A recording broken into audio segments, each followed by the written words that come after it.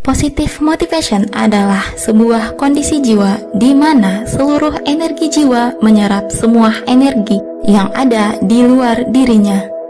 Kematangan jiwanya menuntut untuk melakukan semua aktivitas dengan motivasi yang positif. Dia menyadari kebahagiaan hidup dan rezeki hanya bisa didapat dari positive motivation. Karena positive motivation berada pada level energi paling dasar, maka orang yang mengamalkan positive motivation akan dengan mudah positive feeling. Jiwanya tenang, damai, bahagia, dan akhirnya akan lebih mudah juga berpositive thinking. Segala sesuatu selalu positif di dalam pikirannya. Ujung dari itu semua sesuai dengan hukum law of projection, maka nasib kehidupannya pasti baik.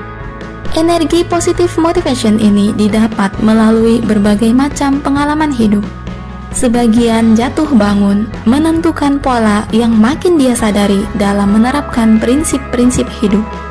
Ketika dia bermotif negatif, ternyata banyak masalah yang muncul dalam kehidupannya.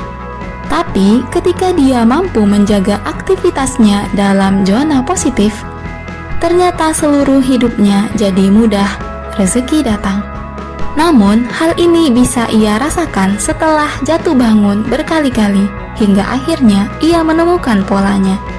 Sebagian lagi mendapatkannya dengan jalan singkat, yaitu dari prinsip hidup yang bagus dari etika, budaya, dan agama yang dipelajarinya.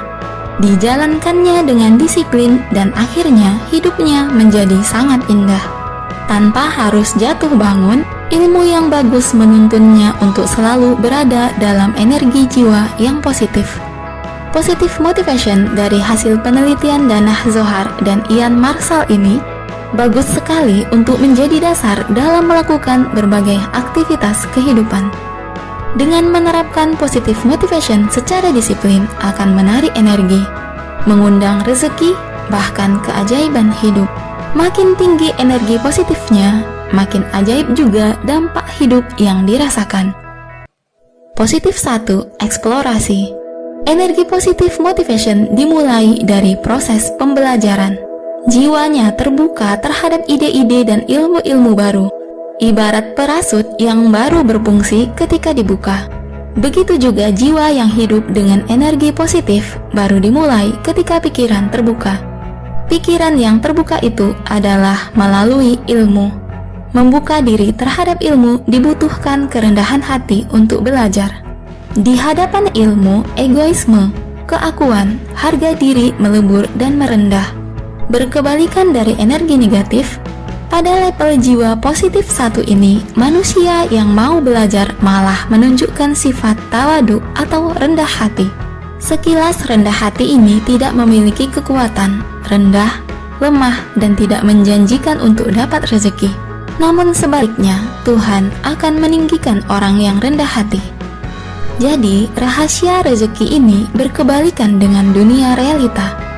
Ada yang menganggap rezeki didapatkan oleh mereka yang kuat, berdaya, gesit, cepat mengambil peluang, dan powerful, sehingga kekayaan akan didapatkan oleh mereka. Tapi dalam ilmu positive motivation yang ada adalah kebalikannya. Rezeki diberikan kepada mereka yang rendah hati. Untuk mendapatkan ilmu selain dari teks-teks buku, majelis-majelis ilmu dan sekolah, ilmu juga didapat dari pengalaman hidup dan interaksi dengan manusia yang lain. Saat kita merendahkan hati kita terhadap orang lain, maka ilmu dan rezeki akan mengalir pada kita. Positif 2. Kooperasi atau sosialisasi. Tentu saja setelah seseorang mampu rendah hati di hadapan manusia yang lain, akan terjadi saling sinergi, kooperasi atau kerjasama. Orang lain akan suka dengan manusia yang rendah hati. Penghalang-penghalang rezeki sudah mulai mencair di tahapan energi level ini. Karena rezeki manusia dititipkan oleh Tuhan di antara manusia yang lain, maka ketika terjadi koneksi energi, rezeki mengalir dengan mudah di antara mereka. Kerja sama bisnis juga biasanya dimulai dari energi jiwa level positif 2 ini. Dimulai dari sharing visi, pemahaman satu sama lain, memilih pola bisnis, dan berbagai ide-ide tertuang dalam sesi silaturahmi antar mereka. Seperti sifat speedometer, energi di level ini masih naik atau turun. Untuk meningkat membutuhkan energi tancap gas. Sebaliknya mudah sekali untuk turun karena tidak membutuhkan energi.